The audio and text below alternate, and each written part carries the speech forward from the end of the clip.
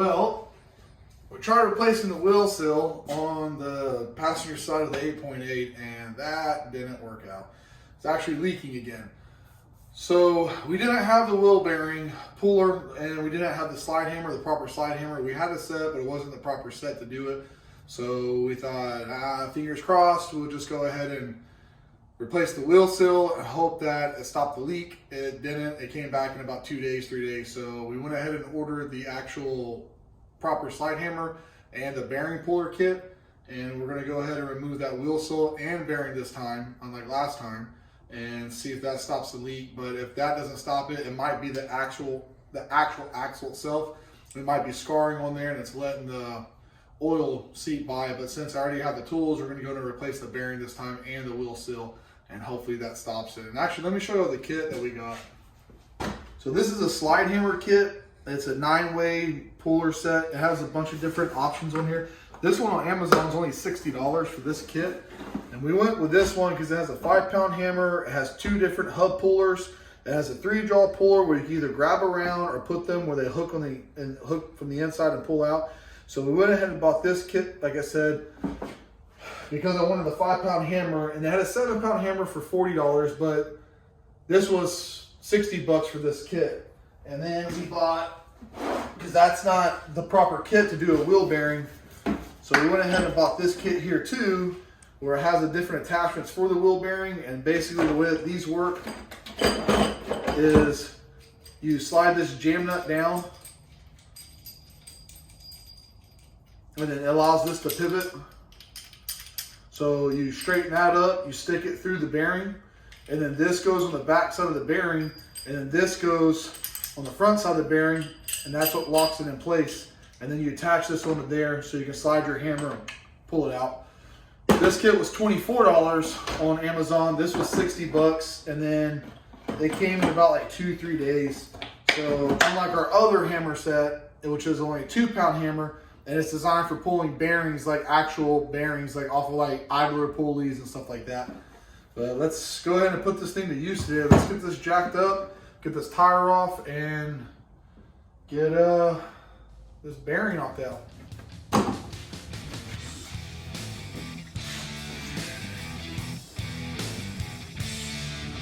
Getting worse.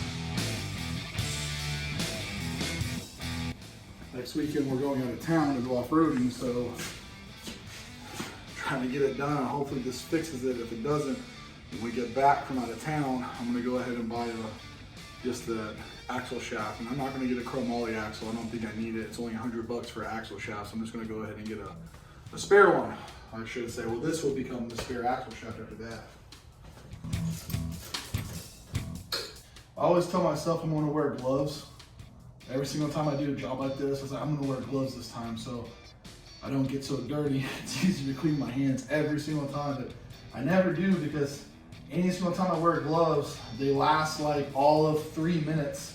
And then next thing I know, I got a partly worn out, messed up glove on that is only protecting 2 of my fingertips. And that's it. It just becomes more annoying than anything else. And I got those ones that are rubber on the outside, but the inside is like a fabric, kind of, but it's completely coated. And a guy at work bought some. oh, you did? Yeah. How's he like them? They've worked good. People have stolen them from him.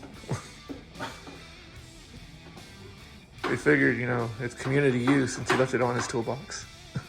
Yeah, you bought it and put it in your toolbox. It's for anybody. That's the thing that I hated about when I worked in the shop too, is I have my little red toolbox, and during the day I would keep it open, and people would typically try to help themselves to it, which was fine for the most part. But what I couldn't stand is whenever they would use it and then they wouldn't put anything back. Then I had to go hunt my tools down, so then I had to start keeping it locked during the day and letting the mask, like, you know, almost feel like a tool room where it's just kind of like, what tool do you need? Okay. And how long are you having it? What car are you using it on? Okay, and sign here. But man, it sucks. I guess this stupid freaking, I don't know why they put this in here.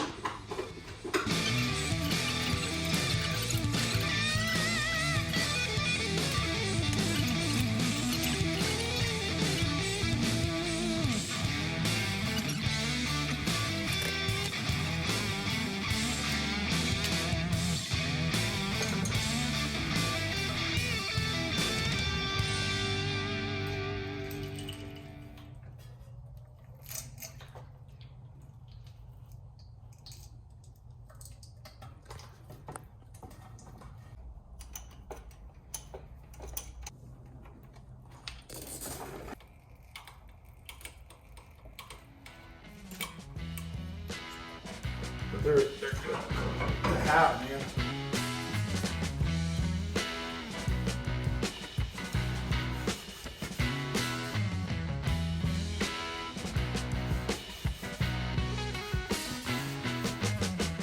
Yeah, looks like there's a little bit of scarring.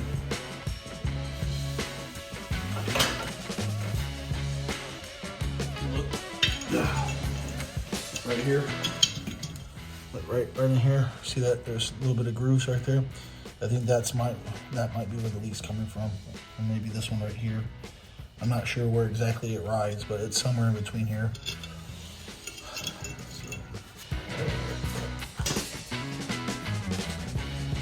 The good thing these sills don't really cost that much money. Still.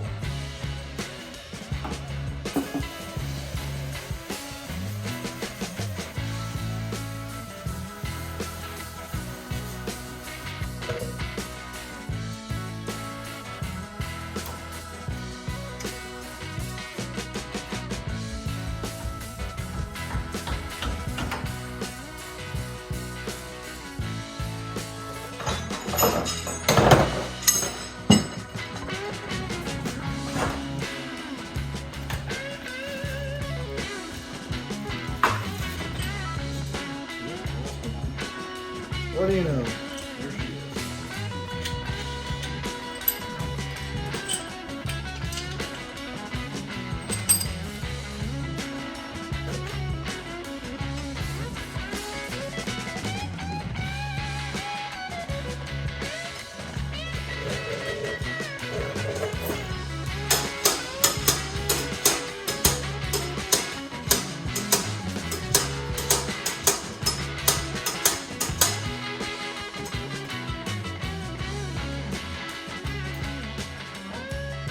That's worth its money. Get a quick look at that.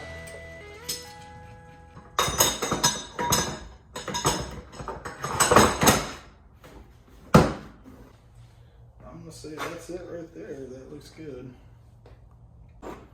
It's amazing the tools you acquire over time working on stuff, and like my wife, she's like, man, you got a lot of tools, and it's crazy the amount of tools that you have, and you know what all of them are for. And so yeah, but I didn't know what they were all for a long time ago. It's just, it becomes a necessary evil, and you run into issues that you need tools, and then in order to fix the problem, you got to learn what tools it is you need to fix the problem, and then you acquire those tools for that job, and then you forever have them.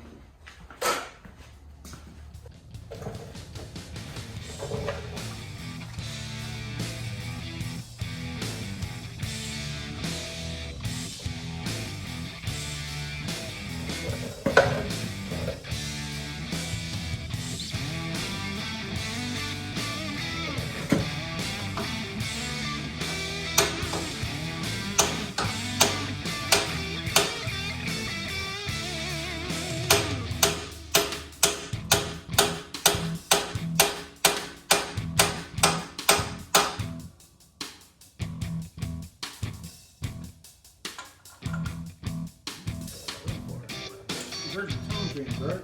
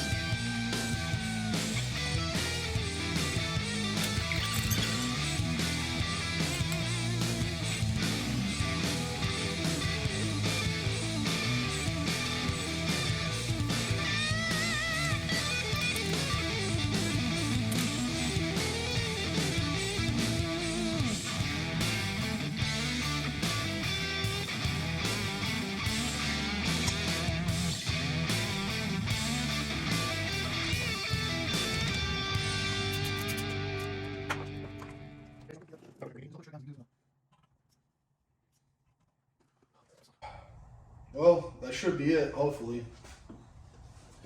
If it starts to leak again after this, I'll replace the sill one more time. If the sill starts to leak again, I'll take it upon myself to assume it's the axle shaft, and then we'll replace that next. Alright, got the wheel bearing in there, got the wheel sill replaced. That should be it. Hopefully that stops the wheel sill from leaking.